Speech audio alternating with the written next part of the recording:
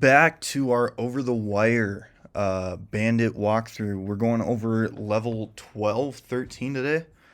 So essentially, the password for the next level is stored in the file data.txt, which is a hex dump of a file that has been repeatedly compressed. For this level, it may be useful to create a directory under the temp directory, in which you can use make directory to essentially create that, and then copy the data file using CP and rename it. So for starters, we're going to go back into this as always. So SSH bandit 12 at bandit.labs.overthewire. I can't type today. .org on port 2220. We need to come back as always and essentially copy this password from the last one. We're going to put that in there and press enter, and there we have it. We are now in. So if we now go and look, we have that data.txt file in the back. So it gives us one of the hints here to actually be able to complete this, which is creating a directory in that TMP folder. So essentially what we want to do is we need to make the directory first. So mkdir for make directory. We're going to place that into that temp folder, and then just put some name. So I'm just going to put some name as the name of mine. And that will actually make that directory. So now moving on from there, we need to copy that. So we use CP to copy that data.txt into that tmp/some name folder, right? And the reason we're doing this, after now we need to actually go to that cd tmp some name. The reason we're doing this is so the location of where we're at doesn't allow us to have root access to certain tools. All right, so by creating it in the temp folder, it essentially allows us to be able to manipulate it using tools that need root access. All right, so now that we've done that, we can just check this file data.txt, right? Same thing as we had before. If we go back, and what we're going to be doing from there is actually we need to essentially revert this hex dump, right?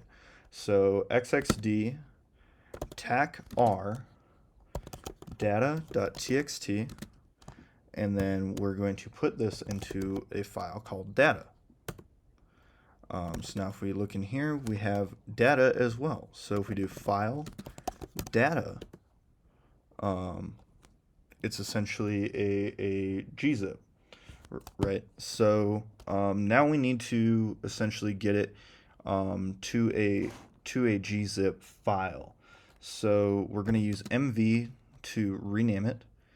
We're going to rename data. So mv typically is for moving it, but essentially because we're doing this in the same directory, we're just renaming it using mv. So data2.gz is what I'm going to name it. And we click enter. So now if we ls, you can see that it changed it from data to data2.gz. What this allows me to do is it allows me to use gzip to essentially unzip this. So gzip tacd data2.gz. Gz. There we go. And that essentially gives me that data2 file. So if we file that again, data2, we're going to see that it is a bzip now, right? So essentially a bzip ends in .bz.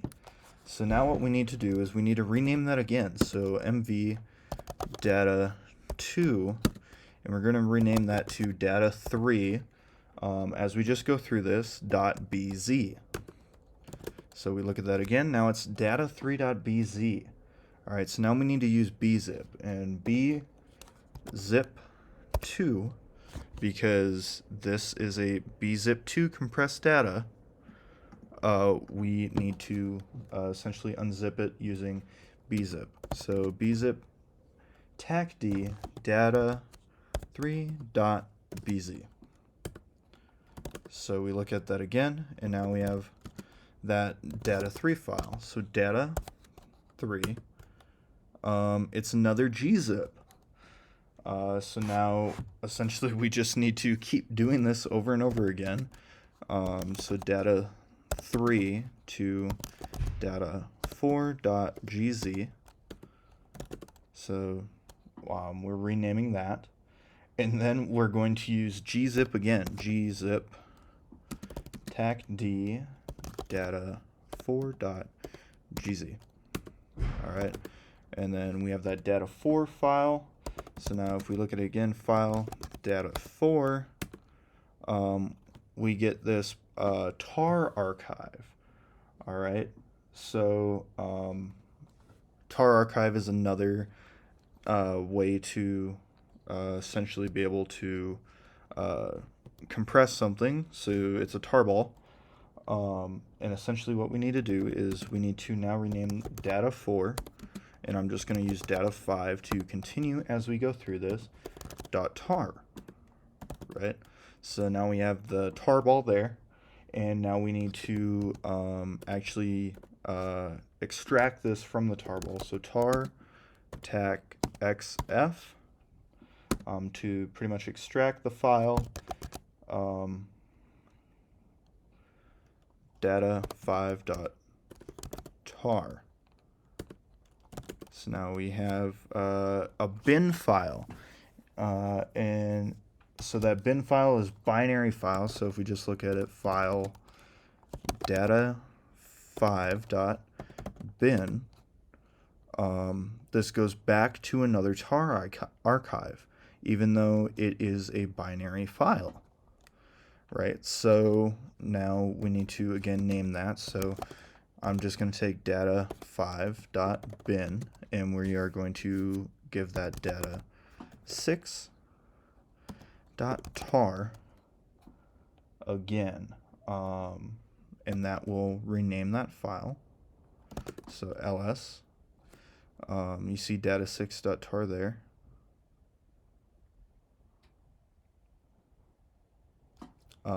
And now what we are going to do is we are going to extract that.